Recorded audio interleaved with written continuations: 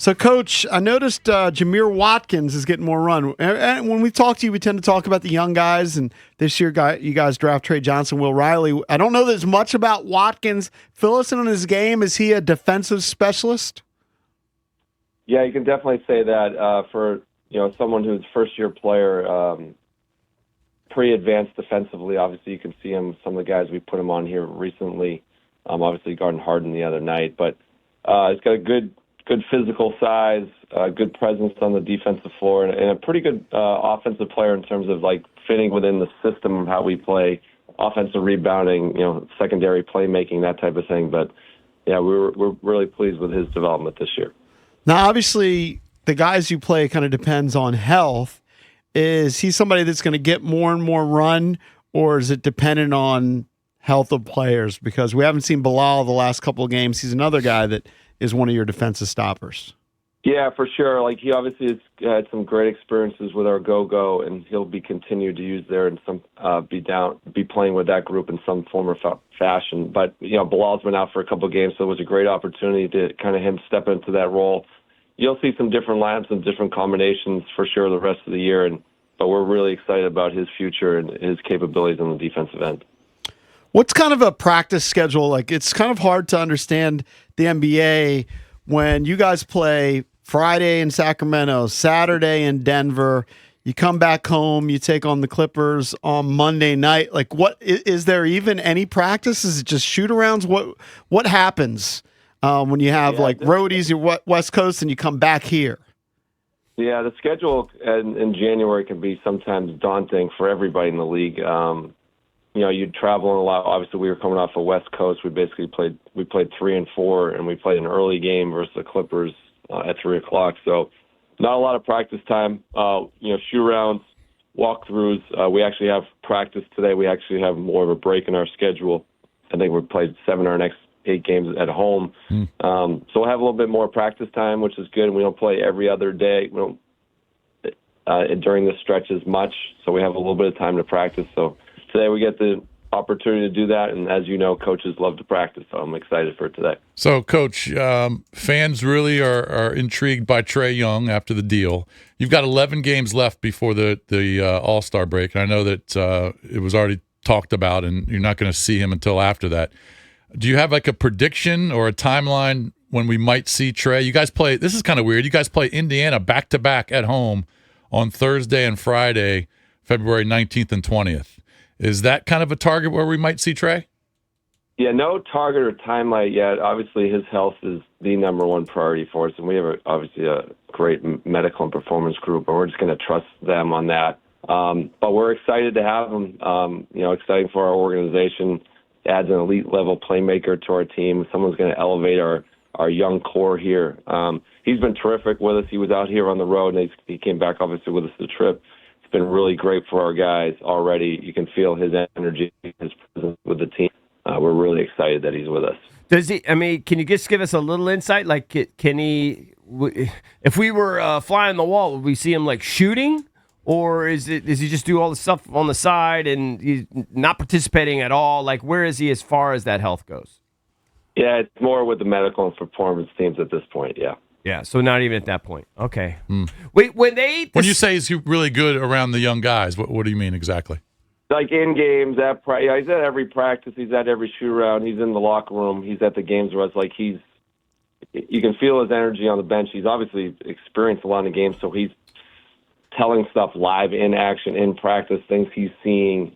He's super engaged, and that's terrific. We've had a bunch of those guys, obviously Chris, and obviously we lost CJ and Corey, but it's just invaluable for our younger guys to have someone with that much experience. They've gravitated towards him, and he's been awesome. He's been terrific. Mm-hmm. So you guys play Denver next, and you just played them. Pretty close game. Jamal Murray went for 42. They've been playing without Jokic, but they're still playing great basketball. How surprising is that to you that Denver's been able to thrive even without Jokic? Credit to them. They have guys, this is a team that won a championship a couple of years ago. Murray, Gordon, some of the young guys have stepped up, but they've had guys who've been in those positions before. Not surprising. Those, Murray and Gordon, really two guys who are upper echelon in our league. it was a great game we had there, and we're looking forward to the one tomorrow. Great challenge for us. How have you liked Trey's development, Trey Johnson?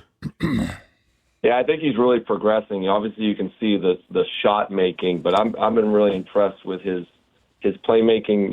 He's starting to see more coverages because of his ability to shoot. People are putting 2 on the ball. He's finding guys, and I think his defensive presence has picked up. His steals has picked up. I've been really excited about his growth here.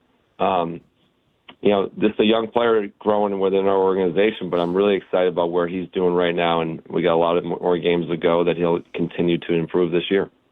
Yeah, you guys had a taste of something there right before. What'd you guys win, like 5 out of 7 or something? You guys were on a little heater there. Then you make the deal, and obviously you're not quite at full strength. Are the guys – I know at one point I think there was some frustration. Are they – because they're young and they want to win, are they like frustrated right now, or are they okay because, you're playing better?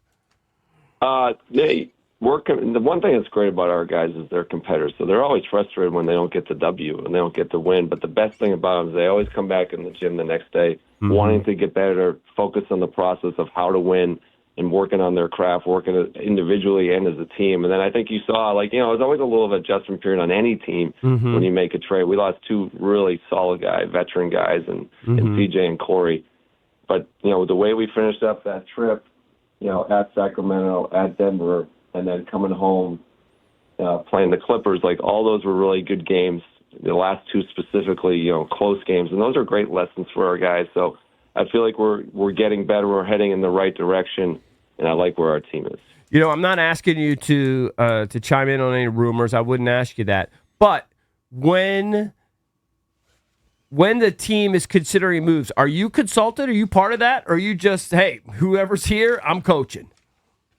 No, of course, we're all in this together. We're all aligned with all these things. But obviously my main job is to, make sure that we're taking care of the stuff that we need to do and everything that happens, like shoot-arounds, like you said, practices, walkthroughs.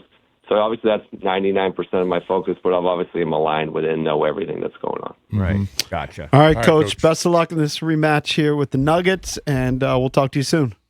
When are you guys coming back out to the game? I know. I don't know. Honestly, he asks us it every week. I know. I want to go. Maybe next week.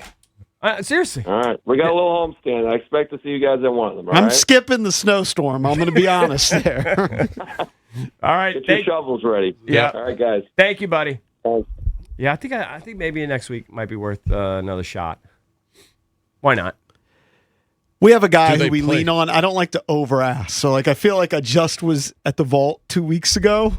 I want to wait a couple weeks. Now, he did tell me to come out to a Caps game. I kind of alternate Wizards, and I'll go to Caps and go back to the Wizards. It's there. If nobody, they might as well. They got the paying. They got the food there. Somebody got to eat it. Ooh, they play at Charlotte on Saturday night, and the storm is supposed to hit right about then down there. I wonder if they'll be affected. I wonder if that's going to be affected. The whole country's going to be affected. I set the over/under on 11.5 3-point shot attempts by LaMelo Ball in that game. Valdez, we need to book some of these meteorologists here as we're getting closer. Yeah, I'm starting to have real anxiety. We can get Doug on tomorrow or Friday. Yeah. I think a lot of these people don't want to give their prediction and commit until Friday. Too soon? Yes, because things could shift, things could change. Yeah. What could change? Because the temps are going to be Doug is saying low, he's going right? to give his prediction tomorrow on the, I guess, the 4 o'clock newscast. Well, we should have Doug on Friday then, because we shouldn't ask for his prediction before he's supposed to go on air with it. That's fine. Yeah, well, we can get anybody. It doesn't matter. We can get anybody. But what could change? Because the temps are going to be cold, right? It's going to be cold enough. That's not the issue. No, it's the precipitation. It could hit a certain part harder based off of winds and. Mm-hmm. But what's interesting about this one is it damn near seems like the whole country is going to be affected by this. There's a huge blast of Arctic air coming that's going to affect the entire country, and then all this moisture from the Gulf, which you rarely see at the same time. You rarely see all this moisture from the Gulf and this Arctic blast combined. And it's going to impact this. Like the southern part of the country is going to have snow. Southern part, and ice. Yeah. Atlanta could have significant ice. Somebody last night, I told you at the opening segment, was talking about 3 inches of ice, and I started to have real anxiety. Yeah. Believe and me, the power going out for everybody. I'm anxious too because Monday is going to be a nightmare. Yeah. If we get what they're expecting, Monday's going to be a nightmare. I'm gonna if this tournament's going on, I'll be driving in the middle of it. You know what? Just plan for me to die on Sunday night. Yeah, you're not going to be here Monday. Get the Masters music ready for his funeral. If you're in Norfolk, you're not going to be here. 1-800-636-1067 is the number if you want to chime in. Coming up next, a lot of noise about Josh Allen. He's closing on his 30s, about to turn 30 years old, and hasn't taken his team to the Super Bowl. How disappointing is it that Josh Allen hasn't made it to a Super Bowl? We'll tackle that next here on the Junkies.